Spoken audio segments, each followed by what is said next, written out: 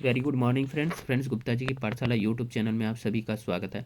Friends आज है 29 जनवरी 2025 और 29 जनवरी 2025 को बनने वाले सभी करंट अफेयर्स का हम लोग यहाँ पर डिटेल से चर्चा करेंगे, लेकिन उससे पहले 28 जनवरी 2025 के करंट अफेयर्स का क्विक रिवीजन करेंगे।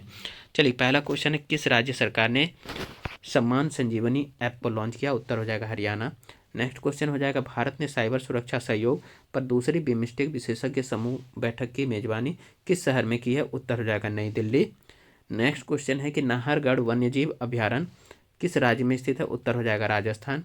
नेक्स्ट क्वेश्चन है कि किस संस्था ने राजकोषीय स्वास्थ्य सूचकांक या वित्तीय स्वास्थ्य सूचकांक 2025 प्रकाशित किया है?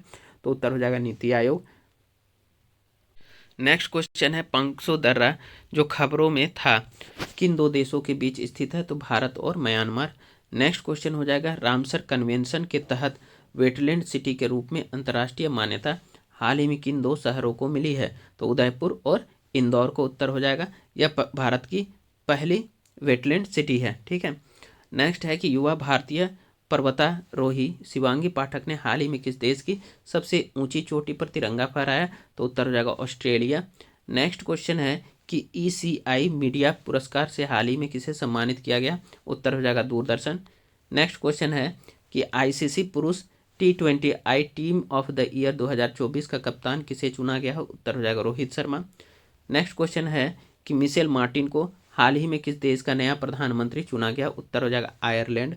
नेक्स्ट क्वेश्चन है कि T20I क्रिकेट में बिना आउट हुए सर्वाधिक रन बनाने का रिकॉर्ड किस खिलाड़ी के नाम है? तो उत्तर हो जाएगा तिलक वर्मा। नेक्स्ट क्वेश्चन है कि यूनिफॉर्म सिविल कोड लागू करने वाला आज़ाद भारत का पहला राज्य कौन है? तो उत्तर हो जाएगा उत्तराखंड। चलिए फ्रेंड्स, अब हम लोग 29 जनवरी के करंट अफेयर्स का डिस्कशन करते हैं। पहला क्वेश्चन है, नीति आयोग के वित्तीय स्वास्थ्य सूचकांक में किस राज्य ने शीर्ष स्थान प्राप्त किया है? तो उत्तर हो जाएगा ओडिशा। चलिए, इसके हम लोग डिटेल को देखते हैं। क्वेश्चन था उसी का डिटेल हम लोग देखते हैं। ठीक है। चलिए, नीति आयोग ने राजकोषीय स्वास्थ्य सूचकांक यानी FHI 2025 प्रकाशित किया है। यह 5 उप सूचकांकों का उपयोग करके 18 प्रमुख भारतीय राज्यों में राजकोषीय स्वास्थ्य का आकलन करता है। व्यय की गुणवत्ता, राजस्व जुटाना, राजकोषीय विवेक, ऋण सूचकांक और ऋण स्थिरता, इन 5 उप सूचकांकों पर यह रैंकिंग आधारित है। चलिए, अब है कि ओडिशा जो है 67.8 के स्कोर के साथ पहले स्थान पर रहा। उसके बाद जो है छत्तीसगढ़ 55.2 अंकों के साथ दूसरे स्थान पर रहा। वहीं गोवा 53.6 अंकों के साथ तीसरे स्थान पर रहा है। वहीं पंजाब, आंध्र प्रदेश, पश्चिम बंगाल और केरल सबसे खराब प्रदर्शन करने वाले राज्य रहे हैं। वहीं महाराष्ट्र, उत्तर प्रदेश और कर्नाटक को अग्रणी राज्य के रूप में वर्गीकृत किया गया है, जबकि तमिलनाडु, बिहार और हरियाणा को प्रदर्शन करने वाले राज्यों की श्रेणी में रखा गया है। बात हो रही है नीति आयोग की, तो नीति आयोग से रिलेटेड हम लोग कुछ करंट अफेयर्स का क्विक रिवीजन करेंगे जो काफ़ी महत्वपूर्ण है। हाल ही में नीति आयोग के सतत विकास लक्ष्य यानी SDG सूचकांक या इंडेक्स में 2023-24 में उत्तराखंड और केरल शीर्ष पर रहा है। इन दोनों राज्यों ने 79 अंक हासिल करके प्रथम स्थान प्राप्त किया था। ठीक है। वहीं बिहार, झारखंड और नागालैंड सबसे खराब प्रदर्शन करने वाले राज्य रहे हैं। बहुआयामी गरीबी सूचकांक रिपोर्ट में यह भी बताया गया है नीति आयोग के द्वारा कि बिहार, झारखंड और उत्तर प्रदेश भारत के सबसे गरीब राज्य हैं। नीति आयोग के बहुआयामी गरीबी सूचकांक के मुताबिक उत्तर प्रदेश, बिहार, मध्य प्रदेश और राजस्थान में गरीबी कम हुई है, लेकिन इन राज्यों में बहुआयामी गरीबी से बाहर आने वाले लोगों की संख्या सबसे ज़्यादा रही है। ठीक है। अब बात हो रही है नीति आयोग की, तो नीति आयोग की स्थापना 1 जनवरी 2015 को हुई थी। नीति आयोग के उपाध्यक्ष हैं सुमन के बेरी और अभी वर्तमान में CEO हैं आपका BVR सुब्रमण्यम। चलिए, अब हम लोग नेक्स्ट क्वेश्चन देखते हैं फ्रेंड्स। क्वेश्चन है कि जय शाह को किस प्रतिष्ठित क्लब के एडवाइजरी बोर्ड में सदस्य बनाया गया है? तो उत्तर इसका हो जाएगा मेरीलेबोन क्लब का। ठीक है। किसका जय शाह को सदस्य बनाया गया है? तो मेरीलेबोन क्लब का। ठीक है। चलिए, इसका हम लोग डिटेल देखते हैं। उत्तर हो जाएगा मेरीलेबोन क्रिकेट क्लब यानी MCC, जिसको इन शॉर्ट में कहते हैं। जय शाह को मेरीलेबोन क्रिकेट क्लब के एडवाइजरी बोर्ड में सदस्य बनाया गया है, जो क्रिकेट की प्रमुख संस्था है। अब बात हो रही है क्रिकेट की, तो क्रिकेट से रिलेटेड हम लोग कुछ करंट अफेयर्स का क्विक रिवीजन करेंगे। सबसे पहले हम नियुक्ति को देखते हैं। अभी हाल ही में ICC का अध्यक्ष किसे नियुक्त किया गया? तो जय शाह को। देवजीत सेठिया को BCCI का सचिव नियुक्त किया गया है। न्यायमूर्ति अरुण मिश्रा को भारतीय क्रिकेट कंट्रोल बोर्ड के राज्यपाल बनाया गया है। ठीक है, अभी हाल ही में स्मृति मंधाना और दीप्ति शर्मा को आईसीसी महिला one day team of the year 2024 में चुना गया था। स्मृति मंधाना ने साल 2024 में महिला वनडे में सबसे ज़्यादा रन बनाए हैं। भारत ने आईसीसी T20 वर्ल्ड कप 2024 का खिताब जीता है। केकेआर तीसरी बार आईपीएल का खिताब जीता है। वहीं बात करेंगे रॉयल चैलेंजर बेंगलुरु ने WPL 2024 का खिताब जीता। अश्विनी टेस्ट क्रिकेट में 500 से अधिक विकेट लेने वाले दूसरे भारतीय बने हैं। एंडरसन रिटायरमेंट के बाद किसी टीम के गेंदबाजी के मेंटोर बने हैं। चलिए अब हम लोग नेक्स्ट क्वेश्चन देखते हैं। हथकरघा मंथन का उद्घाटन कौन करेगा? ठीक है, हथकरघा मंथन का उद्घाटन कौन करेगा? तो उत्तर हो जाएगा इसका वस्त्र मंत्री गिरिराज सिंह। कौन? वस्त्र मंत्री गिरिराज सिंह। ठीक है, चलिए उत्तर हम लोग इसका डिटेल से देखते हैं। वस्त्र मंत्री गिरिराज सिंह। वस्त्र मंत्री गिरिराज सिंह 28 जनवरी को मंथन सम्मेलन का उद्घाटन किया, जो हथकरघा उद्योग को प्रोत्साहित करने के उद्देश्य है। अब बात हो रही है सम्मेलनों से, तो सम्मेलन से रिलेटेड हम लोग कुछ क्वेश्चंस का क्विक रिवीजन करते हैं। पहला है कि हाल ही में 18वें प्रवासी भारतीय दिवस सम्मेलन का आयोजन 8 से 10 जनवरी 2025 को भुवनेश्वर में किया गया। ठीक है, फरवरी 2025 में फर्स्ट वेब शिखर सम्मेलन की मेजबानी भारत करेगा। ठीक है, जो कि नई दिल्ली में आयोजित होगा। नेक्स्ट है कि वाइब्रेंट गुजरात ग्लोबल समिट जो है यह गुजरात गांधीनगर में आयोजित किया गया। इसका उद्घाटन जो है प्रधानमंत्री नरेंद्र मोदी ने किया था। इसका विषय था gateway to the future. Next है कि क्लाइमेट समिट 2024। तो क्लाइमेट समिट 2024 पर्यावरण वन जलवायु परिवर्तन मंत्रालय भारत सरकार द्वारा आयोजित किया गया। यह मुंबई महाराष्ट्र में हुआ और इसका विषय था भारत के लिए ग्रीन ट्रांजिशन का विश्लेषण। नेक्स्ट है कि 12वीं एशियाई बौद्ध सम्मेलन की सामान्य सभा, एशियाई बौद्ध सम्मेलन जिसे कहा जाता है, वो नई दिल्ली में आयोजित किया गया। अगला क्वेश्चन है कि भारत और इंडोनेशिया ने किस क्षेत्र में सहयोग बढ़ाने के लिए नई पहल की घोषणा की है? तो उत्तर हो जाएगा इसका व्यापार, सुरक्षा, संस्कृति और शिक्षा। तो भारत और इंडोनेशिया ने व्यापार, सुरक्षा, संस्कृति और शिक्षा में सहयोग बढ़ाने के लिए नई पहल की घोषणा की है। चलिए हम लोग डिटेल देखते हैं, वही डिटेल होगा। ठीक है, भारत और इंडोनेशिया ने द्विपक्षीय सहयोग बढ़ाने के लिए व्यापार, सुरक्षा, संस्कृति और शिक्षा के क्षेत्र में पहल की घोषणा की। अब चलिए बात हो रही है अंतर्राष्ट्रीय करंट अफेयर से। तो अंतर्राष्ट्रीय करंट अफेयर से रिलेटेड हम लोग कुछ करंट अफेयर्स का क्विक रिवीजन करेंगे। हाल ही में जनवरी 2025 में भारत और विदेश से जुड़ी कुछ प्रमुख समसामयिक घटना। अमेरिका ने पेरिस जलवायु समझौते से बाहर होने का ऐलान किया। साथ ही साथ उन्होंने WHO से भी बाहर होने की घोषणा कर दी है। हाल ही में बांग्लादेश की सीमा पर तटबंध परियोजना से त्रिपुरा में बाढ़ की चिंता बढ़ी है। नेक्स्ट है कि चीन ने दुनिया में सबसे लंबी सुरंग का अनावरण किया।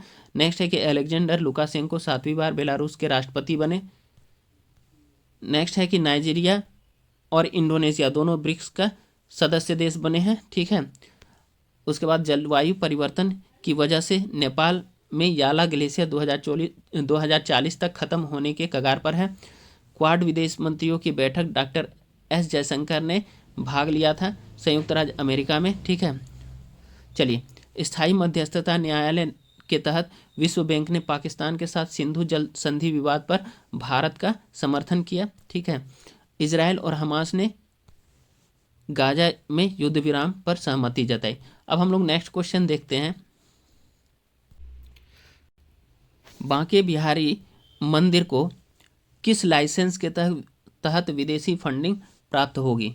तो उत्तर हो जाएगा FCRA लाइसेंस। ठीक है, तो FCRA लाइसेंस के तहत विदेशी फंडिंग प्राप्त करने की अनुमति जो है बांके बिहारी मंदिर को होगी। चलिए इसका हम लोग डिटेल देखते हैं।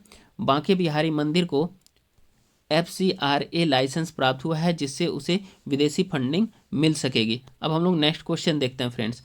राष्ट्रीय ज्योग्राफी दिवस कब मनाया गया? तो राष्ट्रीय ज्योग्राफी दिवस जो है 27 जनवरी को मनाया गया। कब मनाया गया है? राष्ट्रीय ज्योग्राफी दिवस 27 जनवरी को मनाया गया। अब हम लोग इसका डिटेल देखते हैं। राष्ट्रीय ज्योग्राफी दिवस 27 जनवरी को मनाया गया, जो ज्ञान और खोज के उत्सव के रूप में होगा। बात हो रही है दिवस की, यानी राष्ट्रीय दिवस की, तो उससे रिलेटेड हम लोग कुछ करेंट अफेयर्स का क्विक रिवीजन करेंगे। 23 जनवरी को अभी हाल ही में पराक्रम दिवस मनाया गया, जो नेताजी सुभाष चंद्र बोस की अदम्य साहस, देशभक्ति और को श्रद्धांजलि अर्पित करने का अवसर था। ठीक है, साल 2025 में यह दिन उनकी 128वीं जयंती के रूप में मनाया गया। 26 जनवरी, उसके बाद नेक्स्ट देखेंगे, 26 जनवरी को 76वां गणतंत्र दिवस मनाया गया, जिसके मुख्य अतिथि कौन थे? इंडोनेशिया के राष्ट्रपति प्रोबोवो सुबियांतो थे। ठीक है, फिर 25 जनवरी को 15वीं राष्ट्रीय मतदाता दिवस मनाया गया, जिसका थीम था मतदान से बढ़कर कुछ नहीं, मैं निश्चित रूप से मतदान करूंगा। ठीक है, अब नेक्स्ट क्वेश्चन हम लोग देखेंगे, यूनिफाइड पेंशन स्कीम कब से प्रभावी होगी? तो यूनिफाइड पेंशन स्कीम 1 अप्रैल से लागू होगी। कब से लागू होगी? 1 अप्रैल से। ठीक है, चलिए, यूनिफाइड पेंशन स्कीम 1 अप्रैल से प्रभावी होगी, जो एनपीएस के तहत लागू होगी। ठीक है, अब नेक्स्ट हम लोग क्वेश्चन देखेंगे, कस्टम्स एजेंसियों की भूमिका का सम्मान किस दिन किया जाता है? तो यह हो जाएगा 26 जनवरी को। कब? 26 जनवरी को कस्टम्स एजेंसियों की भूमिका का सम्मान किया जाता है, यानी दिवस मनाया जाता है। 26 जनवरी को अंतर्राष्ट्रीय सीमा शुल्क दिवस मनाया जाता है, जो कस्टम्स एजेंसियों की भूमिका को सम्मानित करता है। नेक्स्ट क्वेश्चन हम लोग देखेंगे, ओडिशा वॉरियर ने किस खेल प्रतियोगिता का खिताब जीता है? तो उत्तर हो जाएगा हॉकी। ओडिशा वॉरियर ने हॉकी प्रतियोगिता का खिताब जीता। चलिए, इसका हम लोग डिटेल देखते हैं।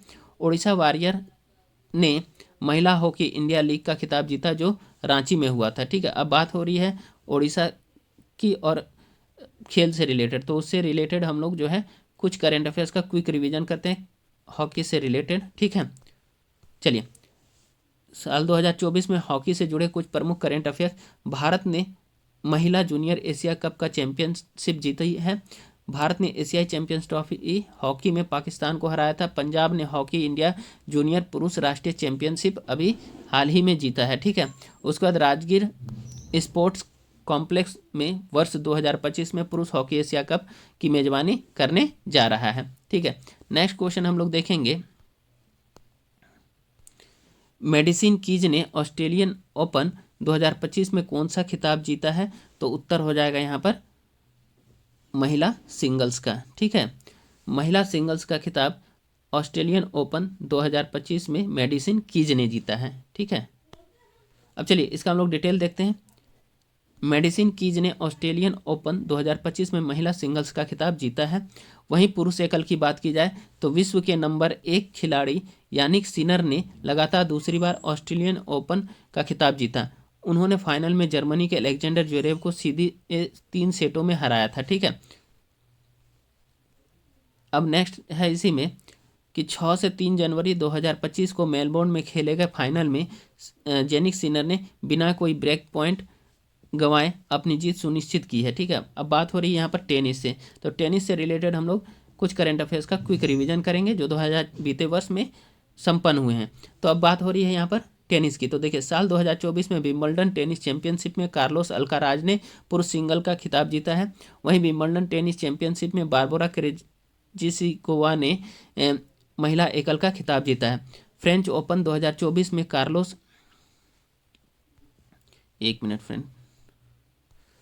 फ्रेंच ओपन 2024 में कार्लोस अल्काराज ने पुरुष एकल का खिताब जीता। फ्रेंच ओपन 2024 में ईगा स्वीटेक ने महिला एकल का खिताब जीता था। यूएस ओपन 2024 में जेनिक सिनर ने पुरुषों का एकल खिताब जीता है। यूएस ओपन 2024 में आर्यन सबालेंका ने महिला एकल का खिताब जीता है। अब टेनिस से जुड़ी हुई और भी कुछ प्रमुख बातों को हम लोग देखेंगे। देखिए, टेनिस में 4 ग्रैंड स्लैम टूर्नामेंट होते हैं जिन्हें मेजर भी कहा जाता है। टेनिस में पुरुष युगल मैच में 3 सेट होते हैं, वहीं विंबलडन में 5 सेट का मैच होता है। ठीक है, सभी महिला एकल और युगल स्पर्धाएं ग्रैंड स्लैम और WTA टूर में 3 सेटों के मैच होते हैं। चलिए आगे अब हम लोग पढ़ेंगे नेक्स्ट क्वेश्चन में। हाल ही में प्रकाशित अध्ययन के अनुसार भारत में कुल प्रजनन दर यानी TFR में गिरावट का मुख्य कारण क्या है? तो थोड़ा लॉन्ग क्वेश्चन है ये, इसको थोड़ा ध्यान से देखेंगे।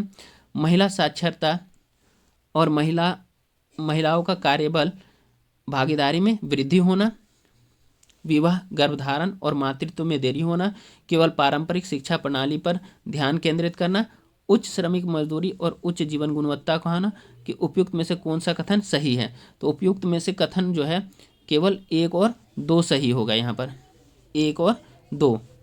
ठीक है, चलिए डी नंबर 1 और 2। देखिए भारत में कुल, अब इसका हम लोग डिटेल देख लेते हैं। भारत में कुल प्रजनन दर यानी TFR में गिरावट के कई कारण हैं, जिनमें से कुछ प्रमुख ये रहे। महिलाओं की साक्षरता और कार्यबल में बढ़ती भागीदारी, विवाह, गर्भधारण और मातृत्व में देरी, परिवार नियोजन कार्यक्रम का प्रभाव, आर्थिक दबाव, सामाजिक दृष्टिकोण में बदलाव, प्रसव स्वास्थ्य में सुधार, महिलाओं का सशक्तिकरण, ये सभी कारण रहे। इन कारणों से भारत में प्रजनन दर कम हो रही है। पुरुषों और महिलाओं दोनों में बांझपन के बढ़ते मामले देखे जा रहे हैं। गर्भपात की उपलब्धता और सामाजिक स्वीकृति, शिक्षा और नौकरी के लिए विदेश जाने वाले युवाओं की संख्या में वृद्धि, शहरी क्षेत्रों में महिलाओं का रुझान कम बच्चे करने पर, तो इत्यादि के कारण ही प्रजनन दर में कमी आ रही है। चलिए फ्रेंड्स, आज का करंट अफेयर्स यहीं समाप्त होता है। आज का सेशन को हम लोग यहीं विराम देते हैं। कल फिर हम नए क्लेवर और नए फ्लेवर के साथ आप लोगों के समक्ष प्रस्तुत होंगे। तब तक के लिए धन्यवाद। Have a good day friends. आप लोग मेरे चैनल को लाइक, सब्सक्राइब, शेयर और कमेंट अवश्य करें। धन्यवाद।